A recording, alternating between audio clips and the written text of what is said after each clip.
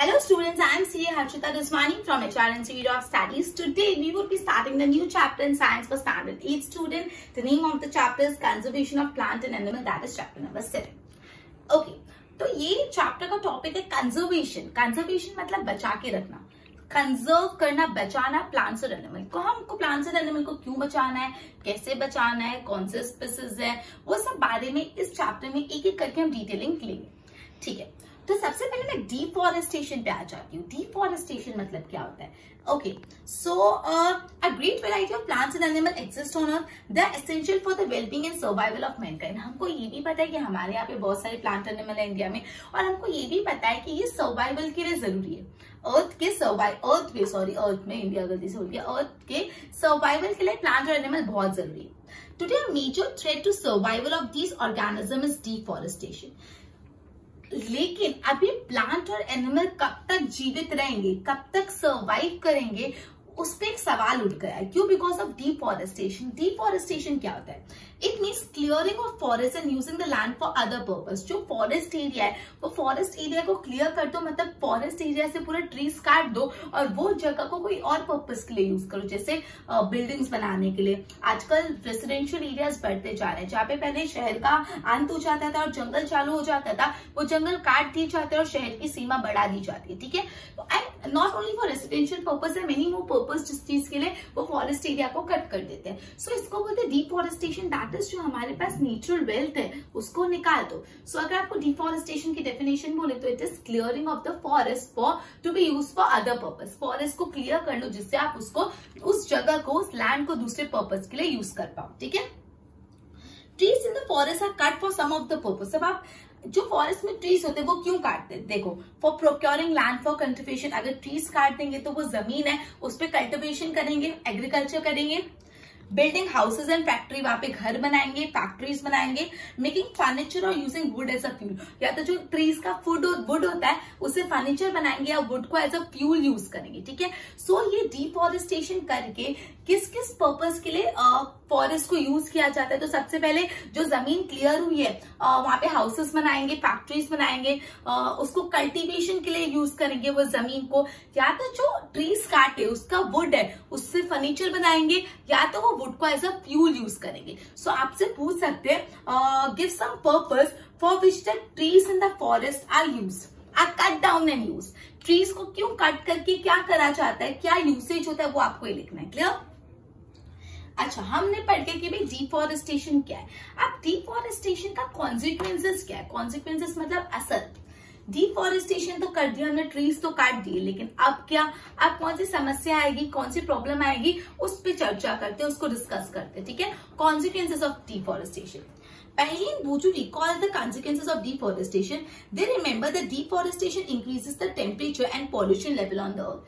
देखो, अब समझो, डिफॉरेस्टेशन से टेम्परेचर बढ़ता है. कैसे समझना? बहुत इजी, बहुत इंपॉर्टेंट. देखो, अब ट्रीज क्या है, कार्बन डाइऑक्साइड अब्सॉर्ब करता है. हम लोग क्या इनहेल करते हैं? ऑक्सीजन. और क्या एक्सहेल करते हैं? Carbon dioxide. और ट्रीज क्या करते हैं? इनटेक करते हैं कार्बन डाइऑक्साइड. इससे तो पता है फोटोसिंथेसिस में वो खुद का खाना खुद बनाते हैं by using carbon dioxide, right? So trees carbon dioxide अपने में लेते हैं तो एटमोस्फेयर से कार्बन डाइऑक्साइड कम होता है. लेकिन अगर हम ट्रीज ही काट देंगे तो हम ट्रीज ही काट देंगे तो जो एटमोस्फेयर में कार्बन डाइऑक्साइड है वो इनटेक नहीं कर पाएंगे प्लांट, तो कार्बन डाइऑक्साइड बढ़ जाएगा एटमोस्फेयर में, और कार्बन डाइऑक्साइड बढ़ने से अर्थ का टेम्परेचर बढ़ जाएगा. कार्बन डाइऑक्साइड बढ़ने से क्या होगा? अर्थ का टेम्परेचर बढ़ जाएगा, जिससे अल्टीमेटली क्या होगा? Global warming. क्लियर? तो सबसे पहला जो कॉन्सिक्वेंस है, कॉन्सिक्वेंस ऑफ डिफॉरेस्टेशन, वो है सबसे फर्स्ट कि भाई इंक्रीज इन टेम्परेचर. और कैसे इंक्रीज इन टेम्परेचर होगा ये मैंने आपको बताया. सेकेंड इसमें आप लिखना पोल्यूशन लेवल इंक्रीज होगा. पोल्यूशन लेवल इंक्रीज होगा. ठीक है, okay. It increases the level of carbon dioxide in the atmosphere. Obviously, temperature इसलिए ही बढ़ रहा है because carbon dioxide बढ़ रहा है. तो इसको इन्होंने अलग सा पॉइंट लिखा है, increase in CO2. Carbon dioxide बढ़ रहा है इसलिए तो अर्थ का टेम्परेचर बढ़ रहा है. और कार्बन डाइऑक्साइड क्यों बढ़ रहा है मैंने आपको समझाया. Ground water also gets lowered. जो ग्राउंड वाटर है वो भी कम हो जाता है because of the increase in temperature. Temperature इतना बढ़ जाता है कि ग्राउंड वाटर सूख जाता है. सो फोर्थ कॉन्सिक्वेंसेस, जो ग्राउंड वाटर है get lowered. मतलब वो कम होता जा रहा है। They know that deforestation disturbs the balance in the nature. They were told by Professor Ahmed that if cutting of tree continue, rainfall and fertility of soil will decrease. मतलब जिस तरह से हम अभी ट्रीज कट कर रहे हैं वैसे कंटिन्यू करते गए तो बारिश भी कम हो जाएगी, बिकॉज वी ऑल नो जो ट्रीज होते हैं वो बारिश लाते हैं। अगर हम ट्रीज को ही कट कर देंगे तो रेनफॉल भी नहीं होगा और जो सॉइल की फर्टिलिटी है वो भी इंक्रीज नहीं होगी। मोreover there will be increase in the chances of natural calamities, flood आने का चांसेस, ड्रॉट आने का चांसेस बढ़ जाएगा। मतलब 5th पॉइंट अपन ने पढ़ा, नो रेनफॉल नहीं होगी, और दूसरी बात क्या होगा, रेनफॉल तो नहीं होगी, एंड आफ्टर दैट जो फर्टिलिटी ऑफ सॉइल है, फर्टिलिटी ऑफ सॉइल डिक्रीज हो जाएगी। एंड उसके बाद जो नेचुरल कैलामिटीज है, नेचुरल कैलामिटीज जैसे फ्लड हो गया, जैसे ड्रॉट हो गया, वो इंक्रीज हो जाएगा। ठीक है। So consequences of deforestation, that is trees को कट करने से क्या क्या हो सकता है। ट्रीज को कट करने से पहले आप ये पॉइंट लिखना कि कार्बन डाइऑक्साइड बढ़ जाएगा, उसके बाद लिखना कि टेम्परेचर बढ़ेगा, क्योंकि कार्बन डाइऑक्साइड बढ़ रहा है तो टेम्परेचर बढ़ जाएगा। उसके बाद पोल्यूशन बढ़ेगा, ग्राउंड वाटर कम हो जाएगा, बारिश नहीं आएगी, सॉइल की फर्टिलिटी निकल जाएगी। क्यों? बिकॉज ट्रीज सॉइल को होल्ड करके रखते हैं। ट्रीज नहीं होंगे तो सॉइल को कोई होल्ड करने वाला नहीं होगा और हवा और पानी से वो सॉइल निकल जाएगी, तो सॉइल की फर्टिलिटी भी गई और नेचुरल कैलामिटीज आने के भी चांसेस ज्यादा, जैसे फ्लड, ड्रॉट। ठीक है। सो ये सारे थे कॉन्सिक्वेंसेस ऑफ डिफॉरेस्टेशन। एक बार इसको गो थ्रू करो। Okay. Recall that plants need carbon dioxide for photosynthesis. जो मैंने आपको रीजन बताया ना, वही रीजन बताया कि प्लांट्स को फोटोसिंथेसिस परफॉर्म करने के लिए कार्बन डाइऑक्साइड चाहिए। ठीक है। अगर ट्रीज कम होंगे मतलब कार्बन डाइऑक्साइड कम अगर ट्रीज कम होंगे मतलब ट्रीज कम कार्बन डाइऑक्साइड यूज करेंगे, जिससे अल्टीमेटली कार्बन डाइऑक्साइड का कंटेंट एटमॉस्फेयर में बढ़ जाएगा, जो अभी अपन ने थोड़ी देर पहले डिस्कस किया। इससे ग्लोबल वार्मिंग होगी, बिकॉज कार्बन डाइऑक्साइड से टेम्परेचर बढ़ जाता है। दिस इंक्रीजेस द टेम्परेचर और वाटर साइकिल डिस्टर्ब होगा और इससे आ जाता है ड्रॉट्स। मतलब इन शॉर्ट यहाँ पे समझाया है कि जो ट्रीज होते हैं वो फोटोसिंथेसिस के लिए कार्बन डाइऑक्साइड यूज करते हैं। अगर ट्रीज कम होंगे तो कम कार्बन डाइऑक्साइड यूज होगा और ज्यादा कार्बन डाइऑक्साइड एटमॉस्फेयर में रहेगा। जब कार्बन डाइऑक्साइड एटमॉस्फेयर में रहेगा तो अर्थ का टेम्परेचर बढ़ जाएगा और उससे होगा ग्लोबल वार्मिंग। साथ ही साथ बारिश भी नहीं आएगा और पूरा सूखा पड़ जाएगा। ठीक है, जिससे ड्रॉट भी हो सकता है। Deforestation is a major cause which lead to change in the soil property. अब यहाँ पे सॉइल का असर बताया कि मतलब डिफॉरेस्टेशन से ना सॉइल पे भी बहुत असर आता है। कैसे, देखते हैं। Physical property of soil get affected by plantation and vegetation. Fewer tree result in more soil erosion. देखो, अगर ट्रीज कम होंगे तो सॉइल इरोजन ज्यादा होगा। समझो, अगर fewer trees results in more soil erosion. अब ऐसे ऐसे जो बातें हैं ना, आपको फिलिंग द ब्लैंक्स में पूछ सकते हैं कि fewer trees will result in that soil erosion. Option दे दे, मोर, लेस, नन, तो लिखोगे मोर। अगर ट्रीज कम होंगे तो सॉइल इरोजन ज्यादा होगा। कैसे समझ लो, फिर अपन टेक्स्ट बुक रीड करते हैं। मैंने आपको बताया अभी कि ट्रीज क्या करते हैं, सॉइल के टॉप लेयर को होल्ड करके रखते हैं। ट्रीज के जो रूट्स होते हैं, ट्रीज तो सॉइल से कनेक्टेड होते हैं, तो जो ट्री के रूट्स है वो सॉइल को होल्ड करके रखते हैं। अब क्या होता है, बारिश आई या हवा आई, वो अपने सॉइल को पकड़ के खड़े, और जो top layer of the soil होता है वो सबसे अच्छा होता है। अगर वो निकल के, उसका मतलब सॉइल इरोजन हो गया। लेकिन जब ट्रीज ही नहीं होंगे तो रूट सॉइल को होल्ड नहीं कर रहे, सॉइल छुट्टे पड़े, top layer of the soil, हवा आई और वो अच्छा सा टॉप लेयर लेके चले गए, इससे होता है सॉइल इरोजन। तो देखो क्या लिखा है, removal of top layer of the soil exposes the lower hard and Rocky layer. बोला अगर top layer of the soil चले जाएगी तो जो नीचे की हार्ड और रॉकी लेयर है वो रह जाएगी। एंड ये जो सॉइल होता है, जो नीचे वाली सॉइल होती है, उसमें ह्यूमस भी कम होता है, फर्टिलिटी भी कम होती है, और धीरे धीरे क्या होता है, जो जगह पहले फर्टाइल जगह थी वो डेजर्ट में कन्वर्ट हो जाता है। उसको बोलते हैं डेजर्टिफिकेशन। क्या बोलते हैं, डेजर्टिफिकेशन। वापस समझिएगा डेजर्टिफिकेशन क्या है, आपको डेफिनेटली 2 मार्क या 3 मार्क के आंसर में होगा या 1 मार्क होगा तो सही। समझा रही हो, अगर समझ लोगे तो लर्निंग ईजी हो जाएगा।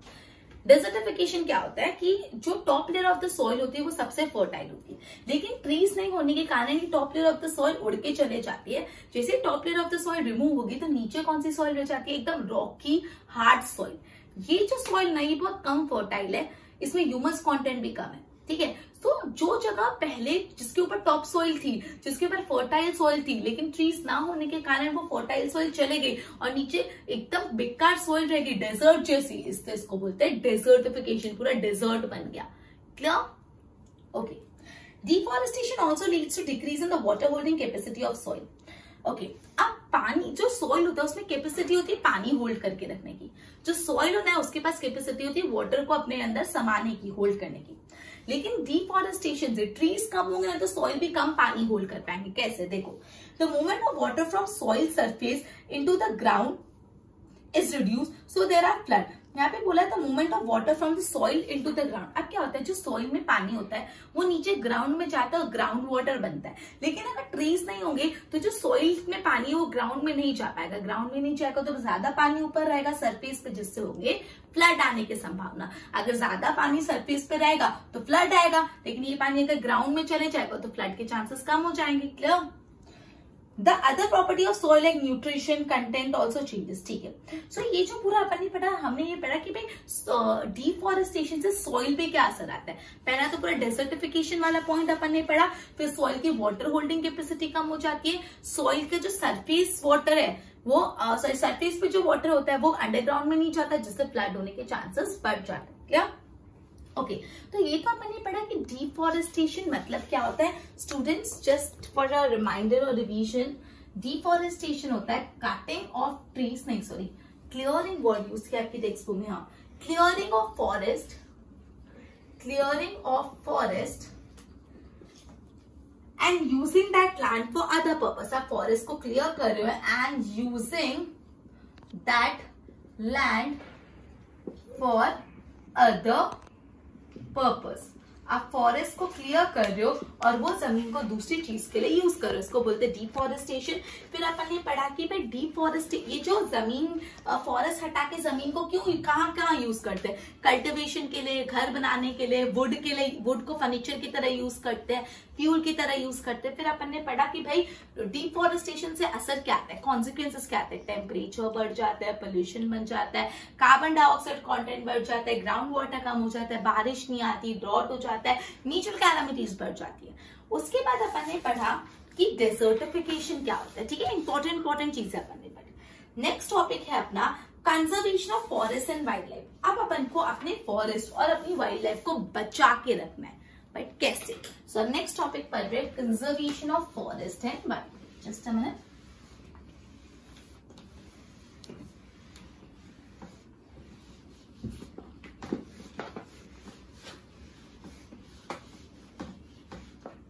नेक्स्ट टॉपिक है कंजर्वेशन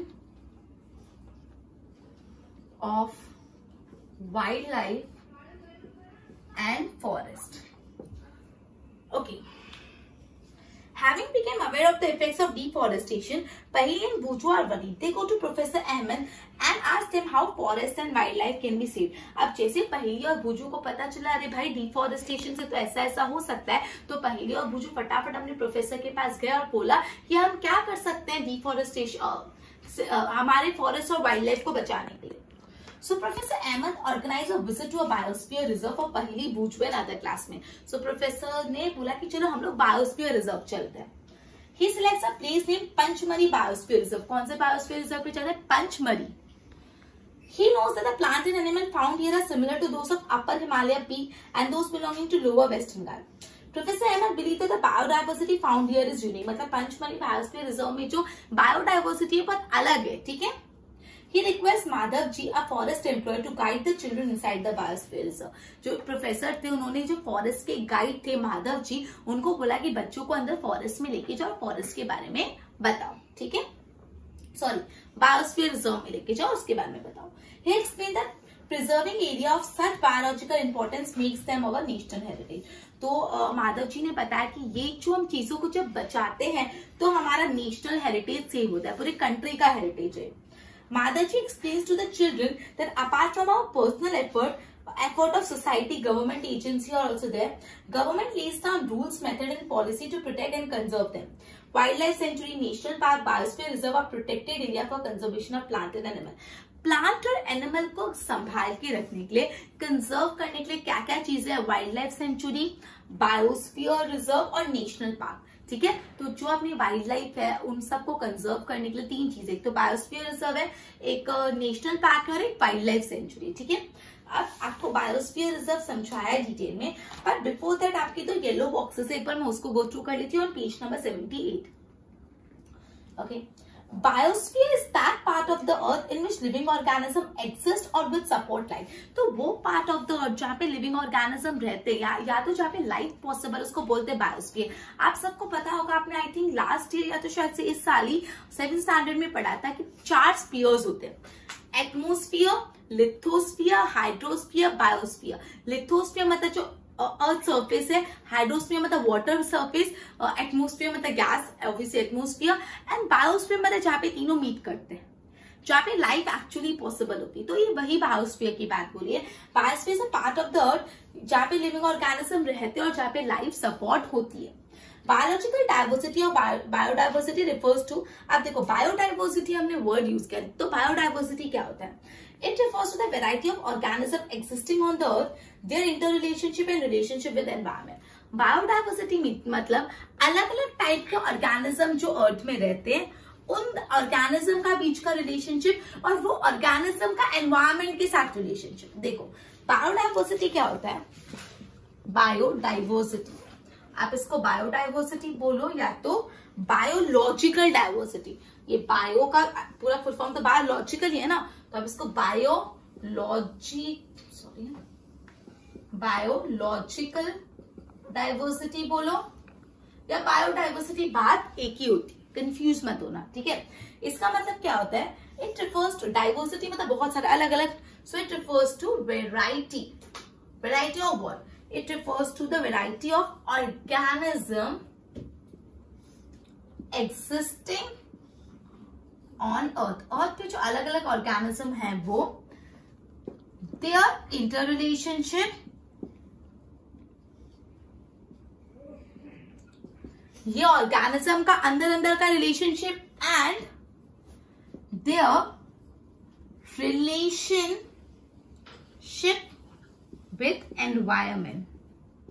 तो बायोडाइवर्सिटी मतलब या बायोलॉजिकल डाइवर्सिटी मतलब जो वेराइटी ऑफ ऑर्गेनिज्म अर्थ पे रहते हैं, वो ऑर्गेनिज्म का एक दूसरे के साथ रिश्ता और वो ऑर्गेनिजम्स और एनवायरमेंट का रिश्ता, उसको बोलते हैं बायोडाइवर्सिटी। मतलब variety of organism that live on the earth, their interrelationship and their relationship with environment, वो आपस में एक दूसरे से कैसे इंटरैक्ट करते हैं और एनवायरमेंट के साथ कैसे इंटरैक्ट करते हैं, ठीक है। अब नीचे वाला डब्बा पढ़ रहे हैं अपन, to protect our flora and fauna, protected area called wild life sanctuary, मैंने आपको बताया नेशनल पार्क, बायोस्फीयर रिजर्व। अब एक्चुअली इसमें तीनों की डेफिनेशन दी है, देखो तो आपको लर्न करनी important. Wild life sanctuary area पे animals are protected from any disturbance to them and their habitat. मतलब वाइल्ड लाइफ सेंचुरी एक ऐसी जगह जहाँ पे एनिमल्स अच्छे से रह सकते हैं, उनको कोई डिस्टर्बेंस नहीं होता। National park are the area reserve for wildlife where they can freely use the habitat and natural surrounding. National park भी एरिया है जो वाइल्ड लाइफ के लिए, जहाँ पे वो लोग आजू बाजू की सराउंडिंग यूज कर पाते हैं। बायोस्फीयर रिजर्व एक बड़ा एरिया होता है, बायोस्फीयर रिजर्व बड़ा एरिया होता है, large area of protected land for conservation of wild life, plant and animal, और वहां के ट्राइबल पीपल भी वहां पे रहते हैं। बायोस्फीयर रिजर्व बड़ा होता है, उसके कभी कभी ऐसा होता है बायोस्फीयर रिजर्व जिसके अंदर नेशनल पार्क और सेंचुरी भी है। सो बायोस्फीयर रिजर्व बहुत बड़ा होता है जहाँ पे उस एरिया के प्लांट, एनिमल, ट्राइबल पीपल, वो उनका कल्चर सपोर्ट होता है, ठीक है। तो ये तीनों डेफिनेशन लर्न करनी है। ओके, नेक्स्ट टॉपिक है 7.4 जो है बायोस्फीयर रिजर्व। देखते हैं। Children along with Professor Ahmed and Madhavji enter the Biosphere Reserve. Madhavji explained that Biosphere Reserve are the area meant for conservation of biodiversity. Biosphere Reserve क्या है? जो biodiversity है उनको बचा के रखने की जगह। As we are aware of the biodiversity is a variety of plant and animal, the Biosphere Reserve helps to maintain biodiversity. Biosphere Reserve में also contain other protected area. जैसे मैंने आपको बताया, बायोस्फीयर रिजर्व एक बड़ा एरिया होता है, उसके अंदर नेशनल पार्क भी कभी कभी होते हैं और सेंचुरीज भी होती है, ठीक है। 3 प्रोटेक्टेड एरिया होते हैं, एक होता है नेशनल पार्क, दूसरा सेंचुरी और तीसरा बायोस्फीयर रिजर्व। बायोस्फीयर रिजर्व बहुत बड़ा एरिया होता है जिसके अंदर कभी कभी नेशनल पार्क, सेंचुरी भी होता है। तो देखो जो पंचमढ़ी बायोस्फीयर रिजर्व है ना, उसमें एक नेशनल पार्क भी है जिसका नाम है सतपुरा, और उसके अंदर 2 वाइल्ड लाइफ सेंचुरी भी है, बोरी और पंचमढ़ी। समझ रहे हो, पंचमढ़ी बायोस्फीयर रिजर्व एक बड़ा एरिया है, उसके अंदर एक नेशनल पार्क है और 2 वाइल्ड लाइफ सेंचुरी। कौन सा नेशनल पार्क है? हाँ, सतपुरा। और कौन सी वाइल्ड लाइफ सेंचुरी है? बोरी और पंचमढ़ी। तो आपको पूछ सकते हैं जो पंचमढ़ी बायोस्फीयर रिजर्व है उसमें कौन कौन से नेशनल पार्क और सेंचुरी है। क्लियर? तो देखो पंचमढ़ी ये एक बायोस्फीयर रिजर्व है, बड़ा सा area.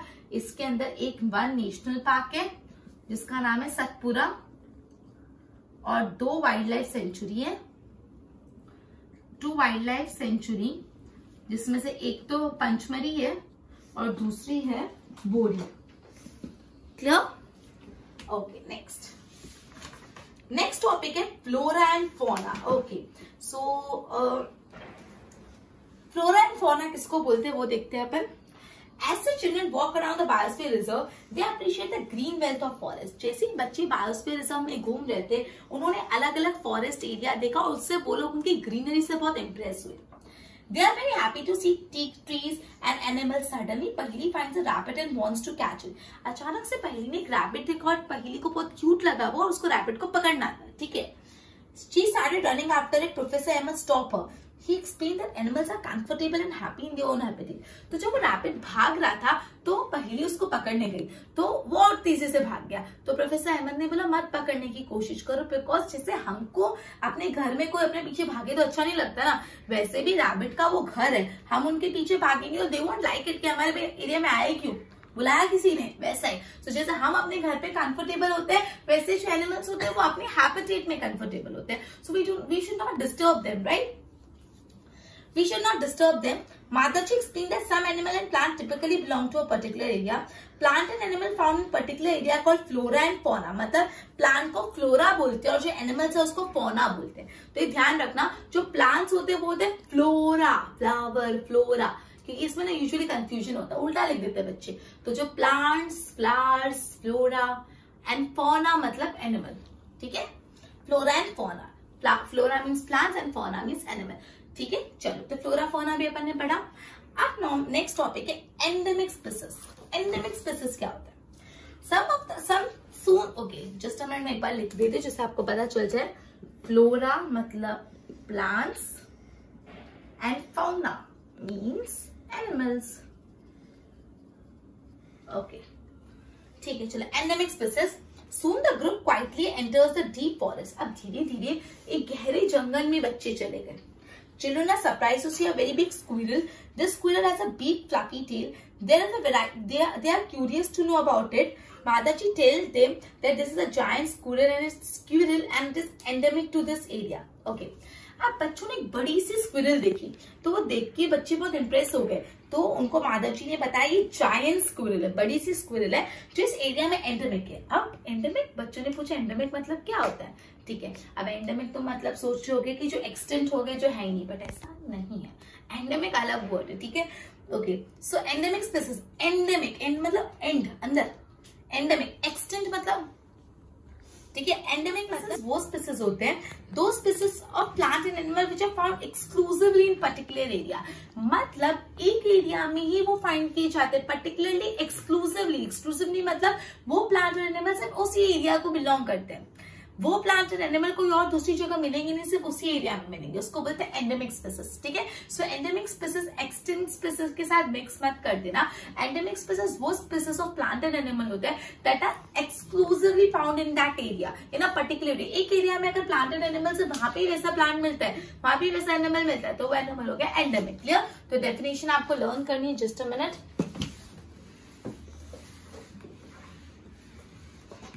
Endemic species are plants and animal that are exclusively found in a particular area. जो exclusively कोई एक ही एरिया को बिलोंग करते हैं, एक ही एरिया में मिलते हैं। ठीक है? They are not naturally found anywhere else. A particular type of animal or plant may be endemic to a zone or a state or a country.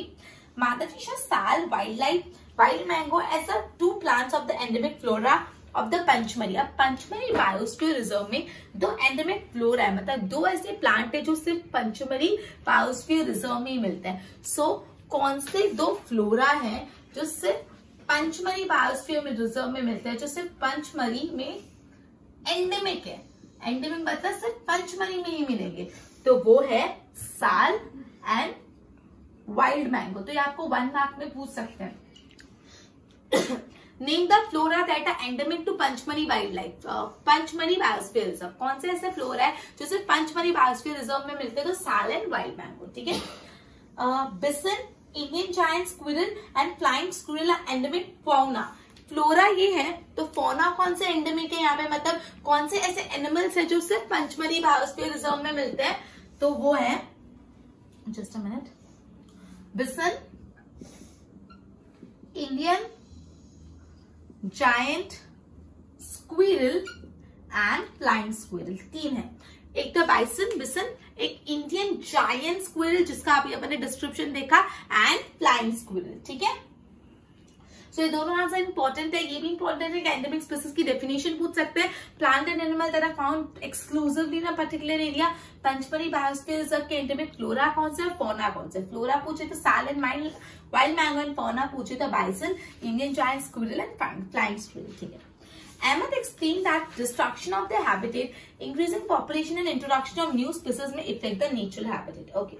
अब स्पीसीज मतलब क्या होता है? Group of population which are capable of interbreeding, मतलब जो एक दूसरे में इंटरब्रीड कर सकते हैं उसको बोलते हैं स्पीसीज, ठीक है। सो स्पीसीज की डेफिनेशन भी important. So group of population that are capable of एक दूसरे में ब्रीड करना, ठीक है, इंटरब्रीडिंग। सो स्पीसीज की definition are the group of the population that are characteristic of that are capable of interbreeding. This means a member of one species can reproduce fertile offspring with the other of his own species. मतलब अगर एक particular कोई species है, उसका एक member उसी species के दूसरे मेंबर के साथ रिप्रोडक्शन करके ऑफस्प्रिंग प्रोड्यूस कर सकता है, ठीक है। ओके, सो ये था एंडेमिक स्पीसीज। एंडेमिक स्पीसीज वो स्पीसीज होते हैं जो एक पर्टिकुलर एरिया में ही मिलते हैं। पंचमढ़ी बायोस्फीयर रिजर्व की एंडेमिक फ्लोरा एंड फौना अपन ने पढ़े, स्पीसीज होता क्या है वो पढ़ा। नेक्स्ट सेशन में हम वाइल्ड लाइफ सेंचुरी क्या होता है, नेशनल पार्क क्या होता है वो देखेंगे, एंडेंजर्ड एनिमल क्या होते हैं, इकोसिस्टम क्या होता है, red data book, recycling of paper, migration, deforestation, ये अपने 7-8 टॉपिक है जो अपन नेक्स्ट सेशन में लेके पूरा का पूरा चैप्टर कंप्लीट कर देंगे। आज अपन ने चैप्टर स्टार्ट किया एंड चैप्टर में अपन ने क्या क्या पढ़ा। ये चैप्टर में अपन ने डिफॉरेस्टेशन क्या होता है वो पढ़ा, कॉन्सिक्वेंसेस ऑफ डिफॉरेस्टेशन पढ़े, डिसर्टिफिकेशन के बारे में पढ़ा, wild life century, national park, biosphere reserve क्या होता है वो पढ़ा, पंचमढ़ी बायोस्फीयर रिजर्व के बाद थोड़ी बहुत जानकारी ली, फ्लोरा फौना क्या होते हैं, एंडेमिक स्पीसीज कौन से होते हैं। Okay, so before ending this session I would be asking you some question. अगर आपने उसका राइट आंसर दिया तो well done students, and if नहीं दिया तो what you need to do is you need to review the video until you get the right answers, ठीक है। So let us begin. A major threat to the survival of the organism is dash. A major threat to the survival of organism is dash. And your time ends in 3, 2, 1. It is deforestation. Very good, student. Next. Clearing of forest and using that land for other purpose is called dash. Clearing of forest and using that land for other purpose is called dash. And your time ends in 3, 2, 1. It is deforestation. Very good. Next. Dash is a part of the earth in which living organisms exist or which support life. Dash is a part of the earth where living organisms live and support life. And your time ends in 3, 2, 1. It is biosphere. Very good, students. Okay. So last answer. Name some endemic flora of Panchmani Biosphere Reserve. Name some endemic flora of Panchmani Biosphere Reserve. And your time ends in 3, 2, 1. It is, I've already written sal and wild mangoes. Okay. So with this, we would be ending our session and continue with the chapter in our next session. Till then, goodbye.